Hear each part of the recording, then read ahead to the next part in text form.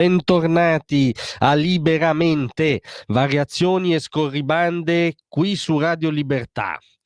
Allora, nel gigantesco mondo al contrario in cui siamo intrappolati, perché che ne dicano i suoi denigratori, con quella formula il generale Vannacci ha, come dire, scogitato una descrizione perfetta della contemporaneità, al di là di quello che si pensi del generale medesimo. Nel mondo all'incontrario che ci è toccato, ci tocca anche il servizio d'ordine dei pro-PAL contro la polizia.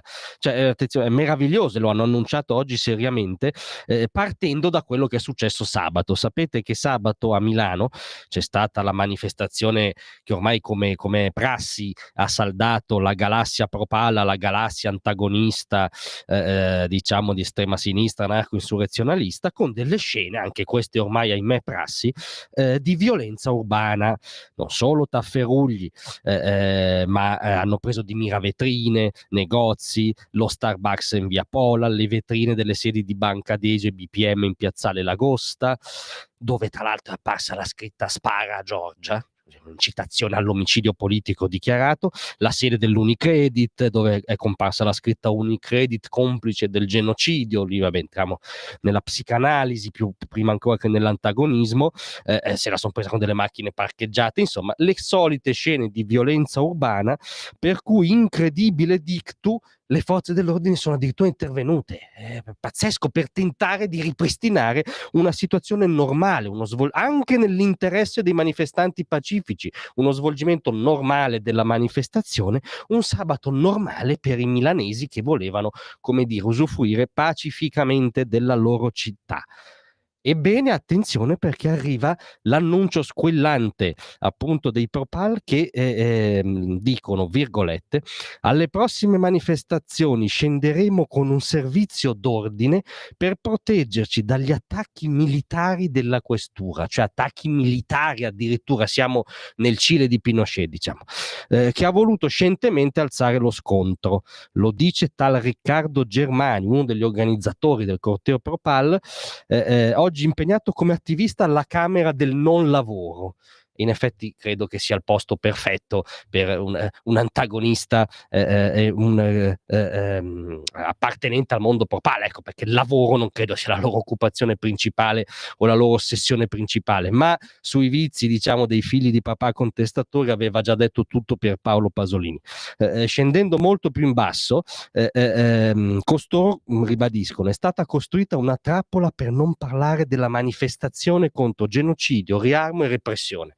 Così, di tutto e di più.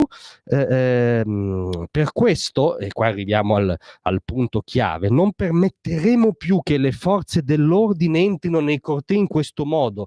Cioè, questi signori si arrogano il diritto di stabilire cosa le forze dell'ordine, coloro che in uno Stato di diritto sono deputati alla tutela della sicurezza, dell'integrità, delle libertà di tutti, cosa possono fare o non fare le forze dell'ordine.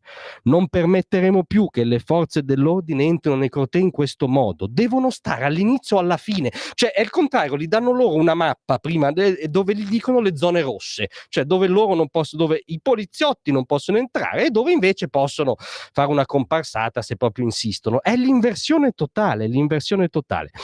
Hanno già organizzato una riunione su questo e quindi insomma ne stanno dibattendo seriamente. I violenti non siamo noi, ma i poliziotti che caricano gente inerme.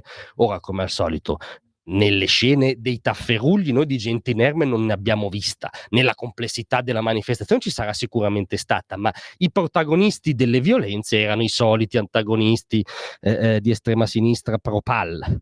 In ogni caso, come al solito, se singoli poliziotti sono stati protagonisti di singoli eccessi, ne dovranno rispondere.